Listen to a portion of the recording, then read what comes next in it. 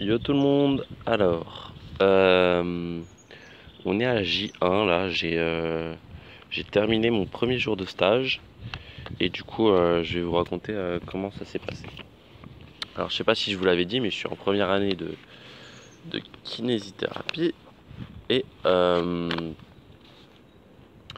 et là ça va être en tout ça va être mon quatrième stage mais ils appellent ça le stage 2 parce que avant c'était des stages de découverte. Le stage 1 c'était plusieurs stages de découverte. Fallait découvrir le milieu libéral et le milieu hospitalier en institution. Et du coup là je suis reparti pour un stage de 3 semaines en institution. Donc comment ça s'est déroulé? Hier on s'est donné rendez-vous avec ma collègue avec qui j'ai le stage au même endroit. On s'est retrouvé dans le métro, on s'est dit bonjour, je la connaissais pas du tout, hein, je l'avais juste vue de vue. Et on est allé à l'hôpital. On était en avance, donc on a eu le temps de traîner un peu. On s'est posé devant le bureau de notre tuteur. Et au bout d'un moment, il est venu et il nous a invités à rentrer dans son bureau. Et là, il a pris des documents où il y avait marqué où il y avait marqué nos objectifs de stage. Voilà. En gros, avant chaque, c'est pour nous aider dans notre formation, avant chaque stage, il faut qu'on détermine des objectifs de stage, ce qu'on veut accomplir pendant le stage. Donc voilà, il les a regardés et on en a discuté un peu et puis ensuite il nous a dit bon bah voilà, maintenant que fait un kiné quand il a un patient. Du coup là on a parlé des bilans et tout, il nous a corrigé sur certains points. Et ensuite, il a commencé à nous présenter son hôpital. Donc, enfin, c'est pas son hôpital, mais je vous expliquerai plus tard ce qu'il fait. L'hôpital. Donc, c'est un hôpital de gériatrie gérontologie. J'ai pas trop saisi la nuance entre gériatrie et gérontologie. Je crois que gériatrie, c'est s'occuper des personnes âgées et gérontologie, c'est s'occuper de la vie des personnes âgées. Donc, ça va être avec plus. Enfin, gériatrie, c'est soigner les personnes âgées. Et gérontologie, c'est s'occuper de la personne âgée en plus global, donc avec tous ceux qui gravitent autour, que ce soit des professionnels, mais aussi euh, leurs proches. Exemple, ceux qui ne peuvent... les proches qui s'occupent de leurs parents, par exemple, en journée, ils ont sûrement besoin de faire quelque chose. Donc, ils emmènent leurs parents à l'hôpital en journée. L'hôpital les garde pendant la journée et pendant ce temps, les personnes actives peuvent faire ce qu'ils veulent pendant la journée. Voilà, ça c'est un exemple de gérontologie d'après ce que j'ai compris. Donc gériatrie, voilà. Quand on dit personnes âgées, j'ai demandé, c'est plus de 65 ans. Avant, on n'est pas considéré comme étant dans le domaine de la gériatrie. Euh, voilà. Donc il nous a présenté ça, je lui ai demandé combien il y avait de places et tout. Et il nous a dit qu'en fait les places là où on allait être, en fait il y a trois types de services. Il y a le premier service, c'est le service de médecine, où là en fait c'est les gens qui sont en crise aiguë, en pathologie aiguë, ils arrivent, ils se font soigner et ils ont un bilan kiné. Je crois que s'il reste plus de 10 jours, ils passent non pas physiquement, donc ils sont dans des lits. Au bout de 10 jours, ils passent non pas physiquement, mais informatiquement dans le service SSR, service soins et rééducation, je crois. Il faudrait que je vous confirme. SSR, voilà, donc ils sont toujours dans le même lit, mais en fait, ils vont être occupés, on va s'en occuper différemment. Ils vont avoir plus une priorité, va y avoir la priorité aux kinés et plus aux infirmiers, aux médecins, puisqu'ils sont plus considérés comme en crise aiguë. Voilà. Enfin, s'il reste plus de 3 mois, je crois, ils sont en ce qu'on appelle USLD, donc unité de soins de longue durée. C'est qu'en fait, on peut pas les relâcher dans la nature, c'est les mots du mec d'hier. On peut pas les relâcher dans la nature parce qu'ils se referaient mal trop facilement, ils sont trop fragiles, du coup on les garde en soin. Et enfin, dans tout ça, il y a une branche spéciale, HDR, c'est hébergement euh, de renforcement, je crois. En, ouais, hébergement D, je sais plus ce que ça veut dire, de renforcement, c'est pour les problèmes avec des problèmes, des personnes avec des problèmes psychiatriques. Euh, et en fait, c'est juste une aile du service avec une porte fermée où il faut un code pour pas qu'ils puissent s'échapper. Voilà, une fois qu'il nous a présenté ça, bah, on est allé voir les services. Les services, hein, il y en a. Ils sont, en fait, il y a à peu près les mêmes sur 3 étages, donc on a fait les 3 étages. Dans chaque étage, il y a plusieurs ailes avec des noms assez pareils, qui commencent tous pareil. Donc voilà, c'était un peu. Enfin, moi, au début, je suivais, puis après, j'ai euh, j'ai un peu, j'ai un peu lâché. Quoi d'autre? Donc voilà, et puis finalement, donc on a vu, il y a 3 étages, donc il y a 3 plateaux de kiné.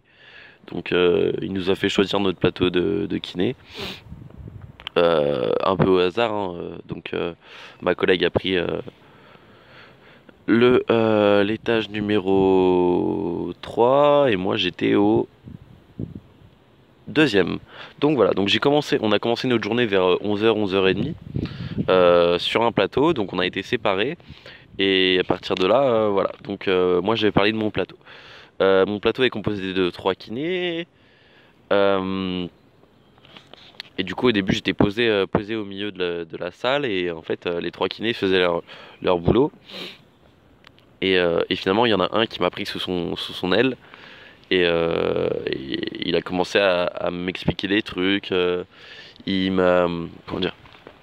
En fait, c'était une période de rush, un peu le 11h, 11h, de 11h jusqu'à midi, excusez-moi. C'était une période de rush. Donc, qu'est-ce qu'il a. Donc, eux, ils étaient très occupés, ils n'avaient pas trop le temps de me parler. Et du coup, à chaque fois que le mec pensait à quelque chose, il me disait bon, bah, note ce mot et tu me rediras tes questions plus tard. Tu me reposeras tes questions et je t'expliquerai plus tard. Donc il a commencé à m'expliquer. Comment Dès qu'il avait un peu de temps, il m'expliquait et tout, mais très vite, il y avait des patients qui arrivaient. Comment les patients arrivaient? Ce qu'il faut savoir, c'est que les patients qui sont en SSR médecine, euh, je ne sais pas si on en a eu du SLD, mais enfin, je ne sais pas. Ce qu'il faut savoir, c'est que les patients ne peuvent pas marcher seuls en général, donc ils arrivent en fauteuil roulant. Et qui c'est qui les amène? Un brancardier. Je crois qu'il est dédié au kiné, donc le kiné lui demande de ramener les patients quand il a fini avec eux. Voilà. Que dire de plus? De quoi est composé De quoi est composé le... euh, Je regarde si ça filme. Oui, ok. Si ça enregistre.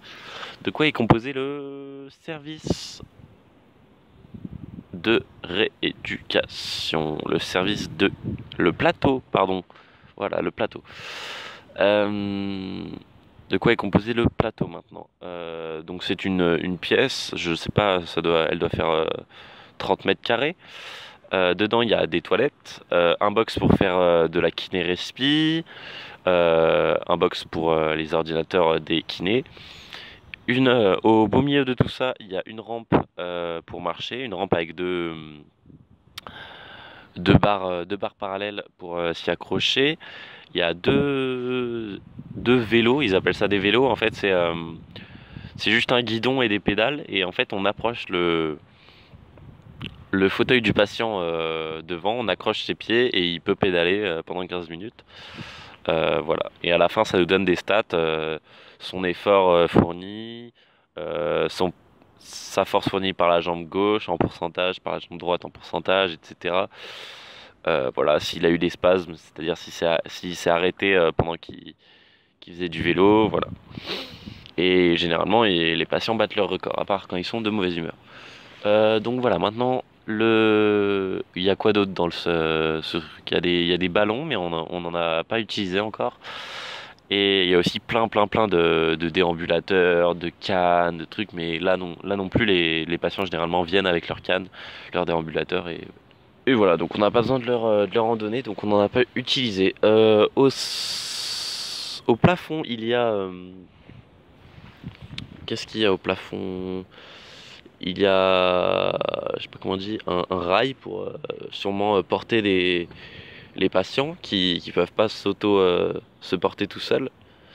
Peut-être soit par manque d'équilibre, soit par surpoids. Donc voilà, il y a un rail auquel je pense qu'on peut accrocher une sangle pour les porter et les faire marcher quand même un peu. C'est un peu tout ce qu'il y a dans ce plateau. Voilà, maintenant les patients. Donc les patients, on a dit que c'était de la gériatrie, donc plus de 65 ans. Généralement, ils ont plus trop toute leur tête, c'est-à-dire que ils ne savent plus trop comment ils s'appellent. Si on leur dit bonjour, vous êtes Madame Michu, et alors qu'en fait elle s'appelle Madame Dupont, elle va dire oui, je m'appelle Madame Michu, alors que pas du tout. Donc ce que j'ai appris, c'est qu'il faut leur demander leur prénom sans leur dire. Il faut leur dire comment vous appelez-vous, au lieu de dire vous vous appelez Madame Michu, voilà. Ensuite, voilà, si on n'est pas sûr, on peut regarder sur leur bracelet, mais attention parce que parfois ils les arrachent et ça permet d'éviter de rééduquer quelqu'un, de, de se tromper de personne. Voilà. Ensuite, qu'est-ce qu'on peut dire d'autre? Donc voilà, problème cognitif, problème pour marcher aussi.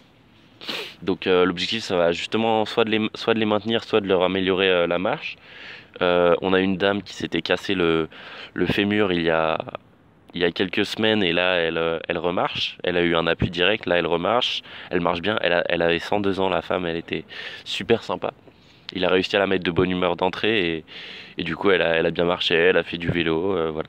Généralement voilà, on la fait marcher, on fait du vélo ou vice versa, on fait du vélo et ensuite on fait marcher les personnes.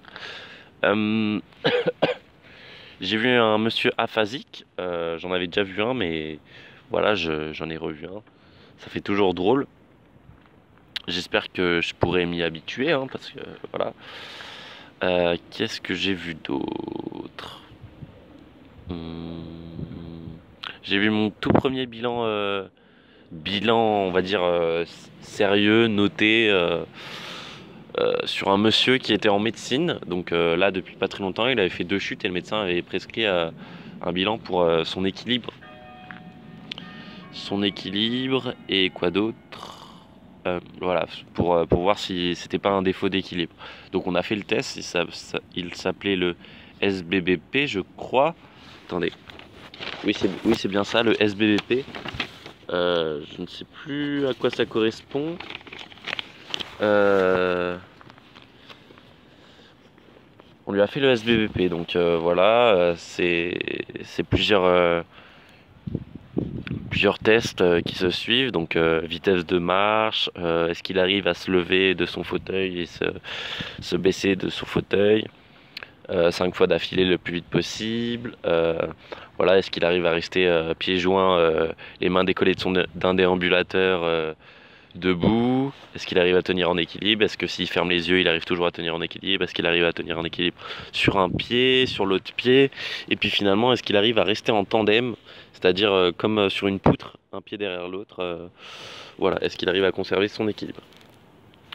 Donc on a fait ça, c'était très bien, le monsieur s'est très bien débrouillé, c'était un ancien médecin, il était très sympa, quoique un peu de mauvaise humeur parce que quelqu'un l'attendait en bas et on a mis un peu beaucoup de temps. Ce qui m'a frappé, c'est que j'ai l'impression que parfois, c'est pas de la faute des kinés, mais que parfois on oublie les patients. On les met d'un côté de la salle et puis on va s'occuper d'un autre patient et du coup la personne attend quoi. Elle attend juste. Alors qu'on l'a sollicité, on l'a emmené sur le plateau et on l'attend. Donc peut-être que ça ne les dérange pas parce que voilà, ils ont des problèmes cognitifs ou peut-être qu'ils juste ça leur fait du bien de changer d'environnement, mais voilà. Moi je pense pas que ça me plairait. Voilà. C'est pas du tout une critique, mais c'est quelque chose qui m'a étonné. Voilà, on a eu l'après-midi c'était plus calme, donc on a eu deux femmes très sympas aussi, mais elles avaient des problèmes cognitifs et puis on a parlé un peu Là, celui qui m'a pris sous son aile, le kiné qui m'a pris sous son aile et a fait beaucoup de kiné respi et de kiné réa, je crois. Oui, non, c'est pas je crois, c'est je suis sûr. Et du coup, il m'a expliqué les différents types de tout. Voilà. Il m'a aussi fait chercher des mots parce qu'en cherchant pour le monsieur ancien médecin là, qui était très bon en équilibre, il a passé son SVP et ça s'est très bien passé. Était ancien médecin et en fait, ça n'a aucun lien, mais voilà. Il a eu plein de pathologies avec des noms bizarres. Splénectomie, euh, rhabdomyolyse, voilà. Et le médecin avait mis plein d'abréviations, donc il m'a fait chercher tout ça euh, pour le lendemain. Et voilà, je pense que c'est à peu près tout pour la première journée. Là, je vais aller à la deuxième journée. Il fait beau, il fait chaud, l'hôpital est super cool. Il y a de l'herbe de partout, il y a un parc. Voilà, voilà. Donc je vous dis à ce soir peut-être pour un compte rendu de la deuxième journée. Salut!